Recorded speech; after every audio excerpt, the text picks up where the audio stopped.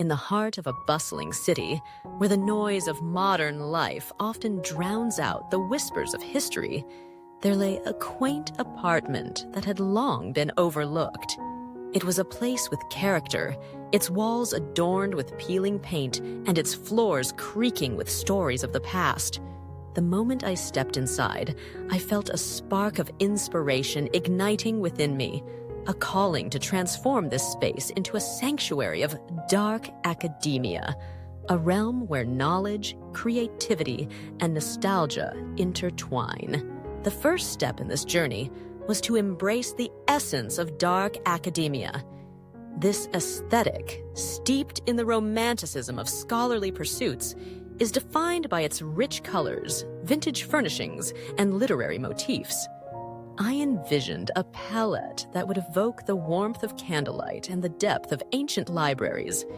Deep emerald greens, burgundy reds, and midnight blues danced in my mind, each hue whispering tales of forgotten poets and philosophers.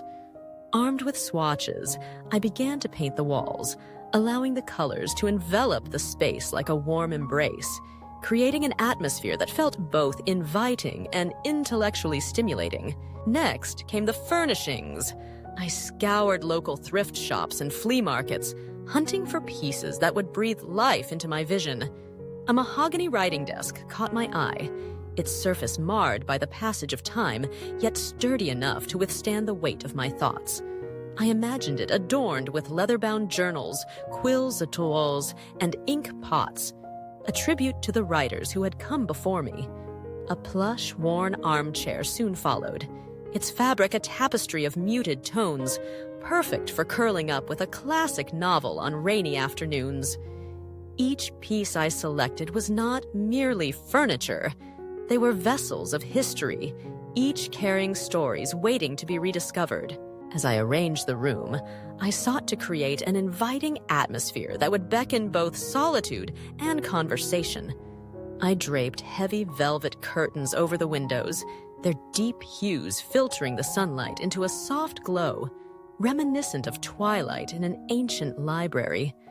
A scattering of Persian rugs adorned the wooden floor, their intricate patterns inviting bare feet to tread softly, as if walking on the pages of a forgotten tome. I placed a vintage globe in the corner, its surface marked with the paths of explorers long gone, a reminder of the vastness of knowledge waiting to be uncovered. Bookshelves, of course, were a cornerstone of my design. I filled them with an eclectic mix of literature, classics, poetry, philosophy, and the occasional whimsical fantasy.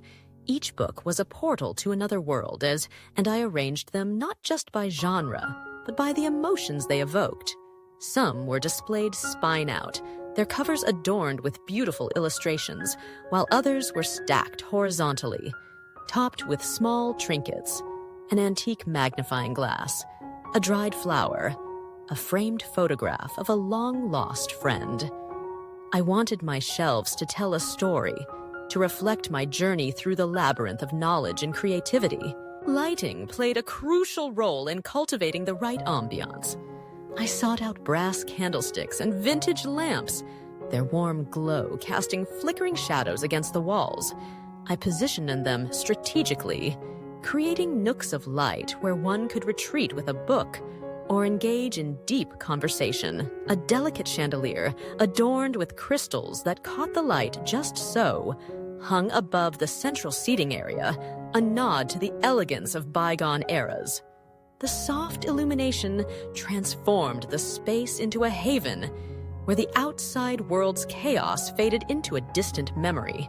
To truly master the dark academia aesthetic, I knew I needed to incorporate personal touches that reflected my love for knowledge and creativity. I began curating a collection of art pieces, choosing portraits of literary figures and botanical prints that spoke to my interests. A framed map of the world, with pins marking places I dreamed of visiting, hung prominently on one wall, a constant reminder of the adventures that lay ahead. I added a bulletin board, its surface cluttered with notes, quotes, and photographs that inspired me, a visual diary of my thoughts and aspirations.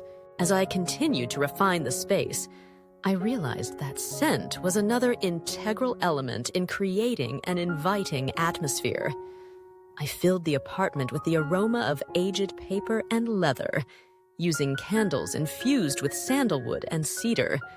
Each time I lit one, it felt as though the very essence of the library had come alive, wrapping me in its comforting embrace.